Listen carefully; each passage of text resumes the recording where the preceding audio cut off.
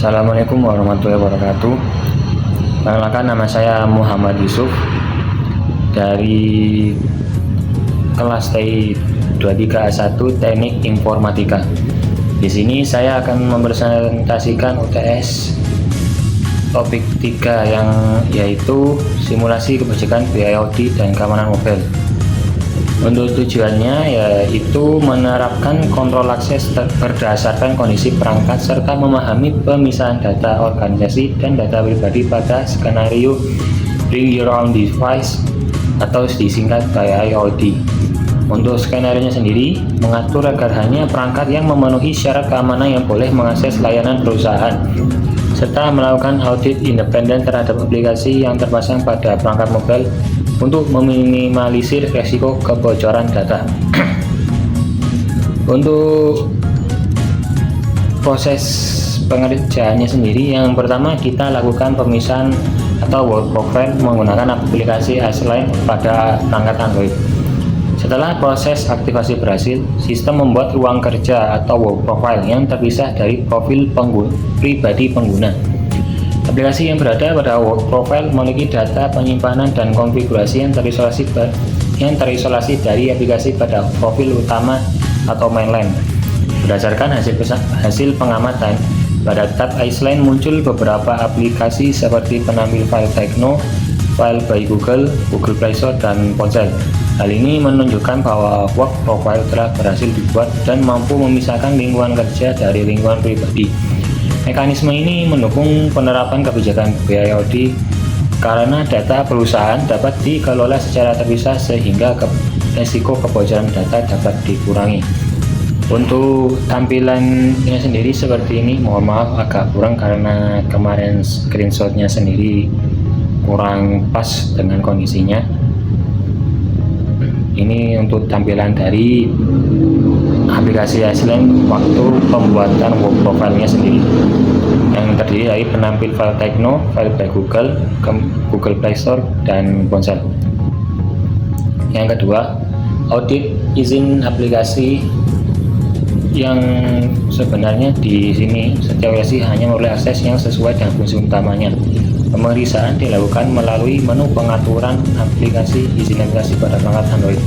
Tujuan audit ini adalah mengidentifikasi izin yang berpotensi berlebihan, seperti akses kamera, lokasi, mikrofon, kontak, maupun penyimpanan yang tidak relevan dengan fungsi aplikasi.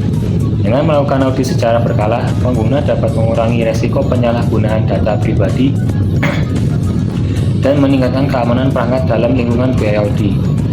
Untuk tampilan dari privasi di aplikasi saya sendiri seperti ini. Ini tampilan dari akses kamera, akses mikrofon, kemudian ini bagian perlindungan privasi. Kemudian ini untuk tampilan dari aplikasi izin dari beberapa aplikasi. Yang pertama itu base station, Speedboat Driver, serta WhatsApp. Untuk pengampatannya sendiri saya buat tabel seperti ini.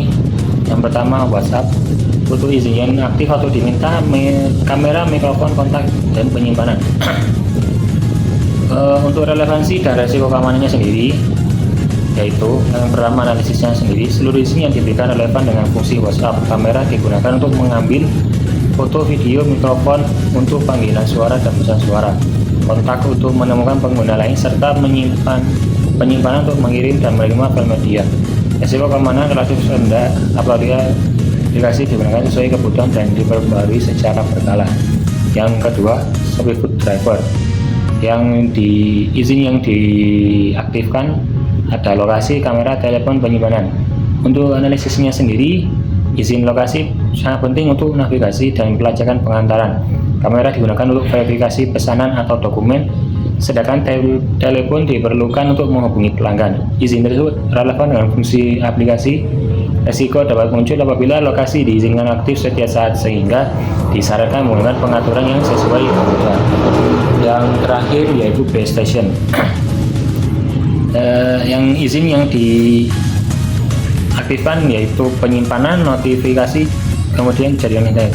Untuk analisisnya sendiri, Izin yang digunakan umumnya relevan untuk menonton dan menyimpan preferensi konten.